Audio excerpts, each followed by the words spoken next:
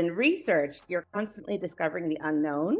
We focus on getting people that first research experience because sometimes those are the hardest ones to get. We want to help students that are not here and at other schools know the different opportunities they can have to do research. Research your own professors and reach out, go to their office hours and ask them if you can do research in their lab. It all starts with an email and just reaching out. So don't be scared to reach out. You miss 100% of the shots that you don't take. So this is an opportunity for you to be proactive and take control of your own life. We want to give people an opportunity that opens doors for them. Having a diverse set of research experiences is something graduate schools would be looking for. There are research opportunities everywhere around the country, and having these research opportunities are always going to be helpful for not only finding a job, but going into graduate school. One of the biggest mistakes I see in applications is Thank you for listening to Curious Scientists, a podcast of diverse perspectives on navigating and excelling in STEM careers. Today on Curious Scientists, we're talking about undergraduate research experiences, or UREs, from who's eligible to apply to which programs to apply to. We're discussing what makes a competitive application, all the way to what makes an exceptional application. 8 scientists, 3 students, and 5 professionals explore 9 questions about undergraduate research experiences. Enjoy the show. How does participating in an REU compare to other internship opportunities? Assistant is to intern as student is to REU, meaning that REUs are mentored by professors and graduate students, and they seek to develop your learning. Internships tend to be more entry-level positions for large companies where you can gain experience with limited skill sets. I can talk from personal experience. When I got to Berkeley, I went and did research at General Electric. I felt completely underwhelmed by the type of work. Like I was just being told, oh, just look at what the previous engineers did and update the specs. And she told me you should get into research. And I didn't really know what that meant. I got a research experience in a lab, and you're applying all of the skills that you're doing in school, but applying it hands-on. And my brain just lit up. It was a happy place for me. So I think that's a big difference in industry. They have already identified specific ways to create a specific product. But in research, you're constantly discovering the unknown. And I think that's something really exciting and challenging, but also you take ownership of your new discoveries. I will talk about it more from an administrative side and pinpoint what Marissa said. In education, when you're doing a summer research program, it's tailored to giving students the opportunity to explore their interests, to explore their curiosity, and figure out if the research realm is some space that they actually want to be in. Whereas in industry, it's less focused on that discovery piece. There may be some wiggle room to develop a product to be more efficient and more effective. But in higher ed, when you're doing it in an academic setting, there's a lot of space to explore that. I would also say that if you are thinking about an advanced degree, that is a way to get a real idea of what research will entail in order to get those degrees. Can seniors still apply and participate in these research experiences even though we will be graduating? That depends entirely on the program you're applying for. And speak for CGM's program. If you will have graduated before the start of the program, you become ineligible. We're trying to target more early students, like early in their undergraduate careers. We want to make sure people have time to grow after our REU, and we have time to support them through finding grad schools, applying for grad schools, applying for other REUs. It definitely depends on the REU, and I would just check with each program that you're applying to. What we're trying to avoid is that people are graduating and they're not able to find a job. We're really trying to create this program to encourage students to go into research careers, go to graduate school. We have a part of our application that says, if for some reason you don't meet the eligibility, please write us a reason why we should still consider you. And if you can write an essay about really wanting research experience and wanting to go to graduate school and why that is, we are open to considering that. Is previous research experience, specific scientific knowledge required or preferred to apply? I think it depends entirely on the program. I know that Jennifer and I are both looking for a range of students. The 3 people that are here for CCIs don't require previous research experience, and we really do want to give people an opportunity that opens doors for them. Don't be worried that you're not prepared enough to go into the experience. Our postdocs will give a boot camp, teach you all the organic chemistry that you need to know in order to do the science, all the general chemistry, all the biology that you need to know. And then throughout the course of the program, your mentors should be the one giving you that knowledge wherever you don't have it. Our program in particular doesn't require previous research experience because we understand and know how important it is for students to have research experience for whatever they decide to do post-undergrad. We're looking to give everybody an opportunity, whether they have research experience or they don't. Feel free to reach out to the program directors and ask them, tell them what questions you have and ask them for some guidance, especially if this is your first time applying to any of the programs that you're looking into. We don't expect you to know it all, and you miss 100% of the shots that you don't take. So this is an opportunity for you to be proactive and take control of your own life. And so we strongly encourage you to do that by reaching out. Here's a list of 4 things that you can talk about if you don't have research experience. Relevant coursework, especially lab classes or projects. Any hands-on technical skills you've developed, that can even be in cooking in your kitchen, depending on what the research project is. Soft skills, communication, teamwork, problem solving, those are very important. Mentioning your independent projects, things that have struck your curiosity, that you've taken the initiative to go learn about. I would just recommend that you also be concise. Keep it short because we read hundreds of these. What is the time commitment if selected for an REU? I think everybody's going to say it depends. Am I right? Okay. It depends on the program, the PI, university. All of these things tend to be negotiable. You can talk to whomever it is that you're applying to for details. I will say in terms of day-to-day time commitment during a program, I think most summer REUs are full-time. There's not going to be time to take summer courses. There's not going to be time to work a part-time job. This past summer, I should say, I did an REU program at the University of Mississippi, and the days varied. Some days I was there for very extensive hours, like 10 hours. Other days I was there for 2 hours. So it really depends, I think, on what you're doing in the lab, as well as whose lab you're working in.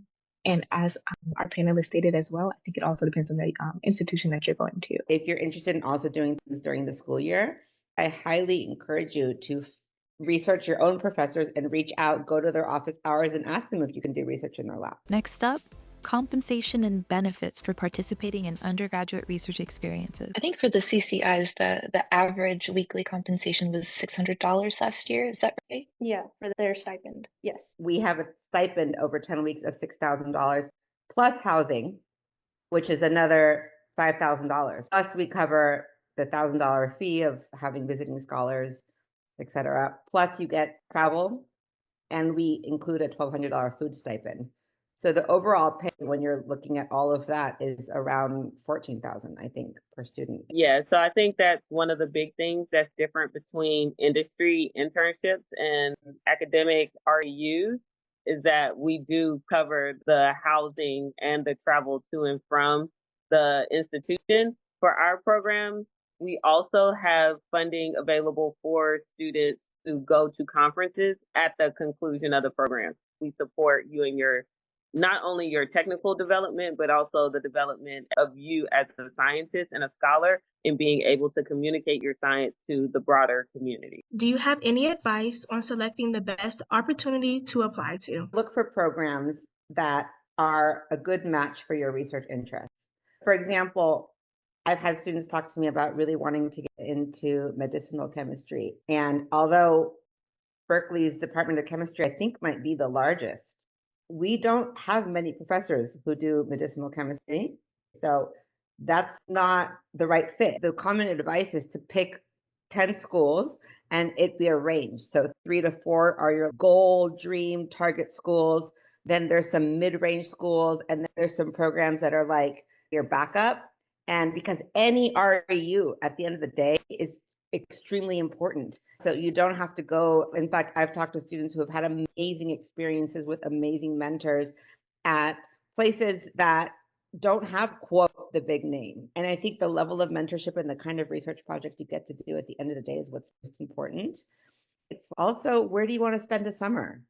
You're going to be spending 10 weeks there. If you're thinking about going to graduate school, but we had some students that have never been out to California. Where do you want to live? Where do you want to spend a summer? Where do you want to go and meet the faculty because you might potentially want to go to grad school there?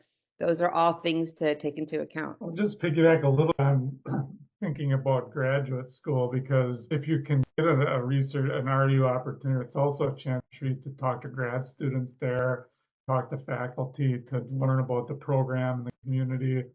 And it could go both ways. It could be, this is a great place and I'm definitely applying here for grad school. And it could also be, no way, I'm not coming here. So either way, it's a useful way to help figure some of that out. I will say for finding REUs specifically, info sessions like this one that we're at right now are really helpful. Most REUs will have some kind of virtual info session. These are all free to attend, free to join and listen to. And you'll get the opportunity to ask very specific questions. Novachet is the nonprofit professional organization with the goal to increase the number of minorities in science, technology, and engineering fields. Students are the heart of Novachet, so feel free to check out your local chapter. What are some common questions asked in the applications for those types of programs? Our program, the application is open, and I believe we asked 2 questions. One is, what is your motivation for wanting to do research? And then, what have you done so far in your career to support that? And then the second question we ask is, how have you contributed to the diversity of your campus? We are a diversity program, so we want to hear, what are you into? Did you start a mentoring program for local high school kids in the community? Do you tutor other students? Do you do some kind of outreach? Are you part of a robotics club or anything like that? And then the third one is an optional one, but we also ask if you're comfortable sharing. We'd love to hear about obstacles that you've overcome. We're really looking for students who demonstrate grit, because this is something that we haven't talked that much about, but doing research can get hard and frustrating because you're doing an experiment and you don't know what the outcome is going to be. And we want students that we know have overcome obstacles, can keep going when it gets hard, can keep motivating themselves. So that's one of the reasons why we ask those questions, like what have you overcome and what did you learn from that, so that we can identify grit, resilience, because those are actually some traits that we really look for.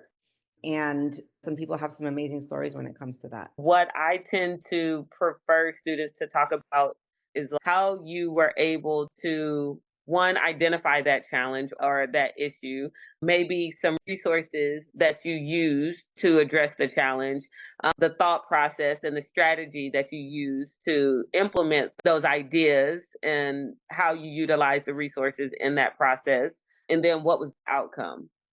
Because that to me is how a person thinks critically when they're addressing research challenges. How can I make my application more competitive? Answer the questions. For step 1, you always want to answer the questions. I think that is the quickest way to not be competitive, because as we're going through these applications, we're immediately trying to lessen the number of applications that we have to read. I would also say, to be competitive for our program, we take very strongly the letters of recommendation. We look at the letters of recommendation as a way to get a feel for the students' aspirations, their goals, any challenges they've met and overcome. So if you're willing to expound upon those things in your statements, that's great. But then also having somebody that can speak to that personality and that part of you, it gives us an idea of who you are off of paper, because that's another point of view that we're not getting because we're just reading an application. I would limit it to pay attention to your first few sentences of every question, take the initiative and know your why. I'll expand on the take the initiative part. Being able to take the initiative for me would mean You've read the abstracts to identify which scientists you actually really want to work in their lab. You can access those abstracts on Google Scholars. That's a really easy and free way that you can read the abstracts. You identified your professors, you applied for the program, and then email them. I know it sounds crazy because they get hundreds of emails and they might not see it. Email them and follow up 3 times. Just let them know that you've already applied. You really want to work with them. One sentence why. Add the sentence. And then ask if you can join the next group meeting. I'm just telling you what worked for me as an undergrad.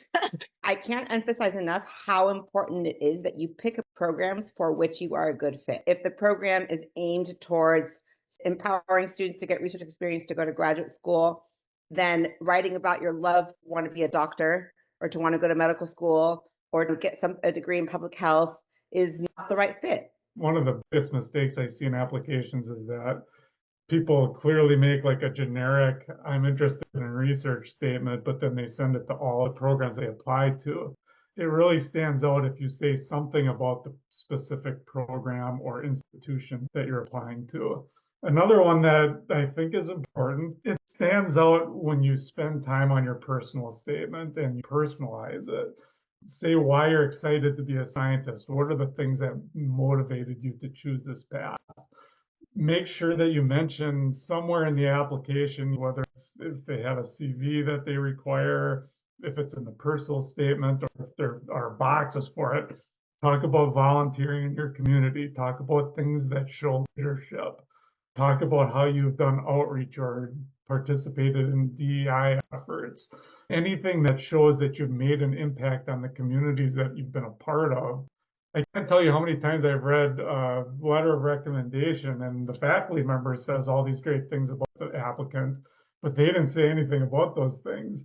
Those are all really important things, like making an impact on your community shows that you can also make an impact as a collaborative scientist. This content is produced by Cuvette Collective, a multidisciplinary team of experts, including scientists, evaluators, animators, and graphic designers, dedicated to helping research centers achieve, evaluate, and amplify broader impacts. What makes a strong and impressive application?